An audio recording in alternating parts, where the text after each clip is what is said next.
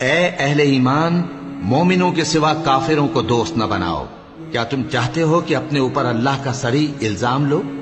کچھ شک نہیں کہ منافق لوگ دوزخ کے سب سے نچلے درجے میں ہوں گے اور تم ان کا کسی کو مددگار نہ پاؤ گے۔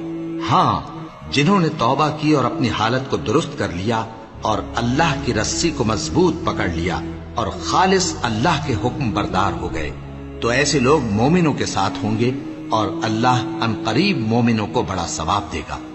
اگر تم لوگ اللہ کے شکر گزار ہو اور اس پر ایمان لے آؤ تو اللہ تم کو عذاب دے کر کیا کرے گا؟ اور اللہ تو قدر شناس ہے، دانا ہے۔ اللہ اس بات کو پسند نہیں فرماتا کہ کوئی کسی کو علانیہ برا کہے مگر وہ جو مظلوم ہو، اور اللہ سب کچھ سنتا ہے، جانتا ہے۔ اگر تم لوگ بھلائی کھلم کھلا کرو گے یا چھپا کر یا برائی سے درگزر کرو گے تو اللہ بھی معاف کرنے والا ہے، صاحب قدرت ہے۔ جو لوگ اللہ سے اور اس کے پیغمبروں سے کفر کرتے ہیں اور اللہ اور اس کے پیغمبروں میں فرق کرنا چاہتے ہیں اور کہتے ہیں کہ ہم بعض کو مانتے ہیں اور بعض کو نہیں مانتے، اور ایمان اور کفر کے بیچ میں ایک راہ نکالنی چاہتے ہیں، وہ یقیناً کافر ہیں، اور کافروں کے لیے ہم نے ذلت کا عذاب تیار کر رکھا ہے۔